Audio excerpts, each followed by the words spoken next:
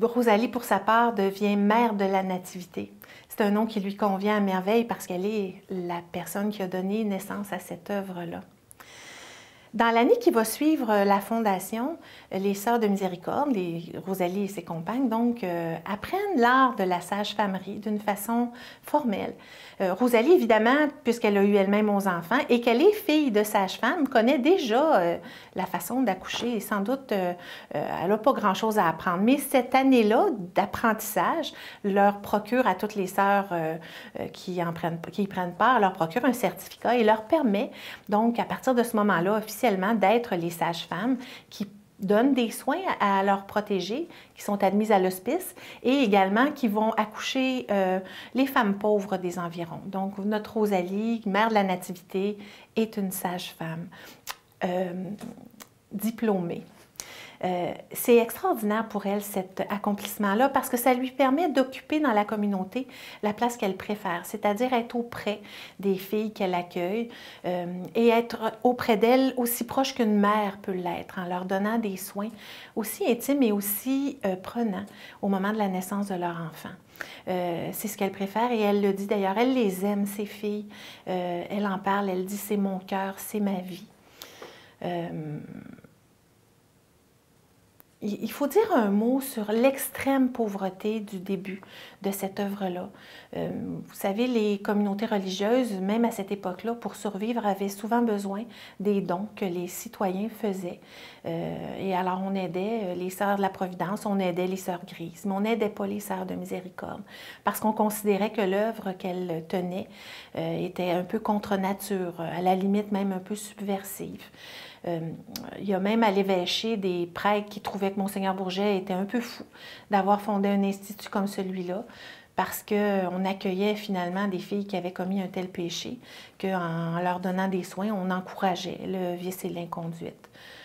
Les enfants de Rosalie ne sont pas en reste. Quand ils voient leur mère aussi décriée dans son œuvre, aussi rejetée par la bonne société, puis vivant aussi pauvrement, bien, ils viennent la chercher. Une bonne journée se présente et disent « Maman, tu t'en viens avec nous, puis si tu veux pas, on va enlever toutes tes choses et tu n'auras pas le choix, il va falloir que tu t'en viennes. » Et elle leur dit « Partez, prenez tout ce que j'ai. » Bon, il faut dire qu'elle ne possédait pas grand-chose, mais de toute façon, elle aurait eu un trésor qu'elle aurait dit « Partez avec, moi je vais rester ici. » C'était la vie qu'elle avait choisie. Rosalie ne sera jamais supérieure dans cette communauté-là. Elle va, même à un moment donné, avoir du mal à se faire reconnaître son titre de fondatrice. Il faut dire que la supérieure qui est en fonction, à partir du moment de la première profession, elle va avoir un supériorat qui va durer une quinzaine d'années. C'est une personne qui est douée pour les affaires et qui est aussi autoritaire, qui conçoit mal que Rosalie occupe le premier rang, dans le fond, devant elle. Donc, à la limite, elle va prendre ombrage de l'ascendant que Rosalie a sur les plus jeunes sœurs, par exemple. Donc, elle ne se privera pas de faire mal paraître Rosalie quand l'occasion va lui être donnée de le faire. Elle va la traiter avec beaucoup d'injustice, beaucoup d'iniquité. Rosalie va devoir endurer pendant sa vie religieuse beaucoup de souffrances de la part de cette supérieure-là. Mais comme elle est une femme très humble, qui aime aussi la paix, qui aime les attitudes charitables des sœurs les unes vis-à-vis des autres, elle va utiliser ça d'une façon remarquable pour inciter ses compagnes à toujours être plus charitables les unes à l'endroit des autres. Rosalie, évidemment, avance en âge. C'est une personne qui souffre d'une insuffisance rénale. Donc, dans les années 1860, devient de plus en plus malade et à un certain moment n'est plus capable d'aller faire sa mission, d'aller faire son travail auprès des filles qui sont à l'hospice de Sainte-Pélagie, à l'hôpital de la Miséricorde. Donc, elle se retire dans sa chambre et à partir de là, elle prie. Elle passe ses journées en prière. Elle prie pour sa communauté, elle prie pour les jeunes sœurs. Elle prie évidemment pour les protégés de l'Institut, pour les enfants qui viennent au monde. Quand la supérieure l'autorise, elle reçoit la visite des plus jeunes qui viennent chercher auprès d'elle des encouragements que Rosalie sait très bien leur prodiguer.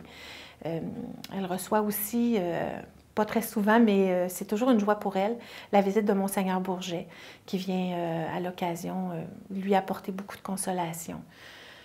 C'est le 5 avril en 1864, donc ça fait 150 ans cette année.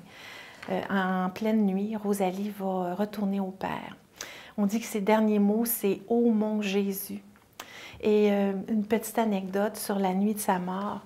Évidemment, Rosalie, comme elle était retirée, elle ne connaissait plus les filles qui étaient là. Les filles, donc, ne savaient pas qui était cette vieille sœur âgée qui terminait sa vie dans une chambre à côté de la chapelle. Et on raconte que dans le dortoir des protégés, pendant cette nuit-là, il y a une sœur âgée qui a traversé avec une lanterne dans sa main. Et elle s'est arrêtée au chevet d'une des filles, puis elle lui a dit ça va pas trop bien ton affaire, mais si tu continues d'être une bonne fille, tu vas voir, tout va s'arranger. Et elle est ressortie par l'autre porte du dortoir. Puis les jeunes filles ont raconté ça le lendemain aux sœurs en leur disant on ne sait pas qui c'était cette sœur-là, mais elle est venue nous visiter cette nuit. Moi, je trouve que cette anecdote-là, c'est très émouvant.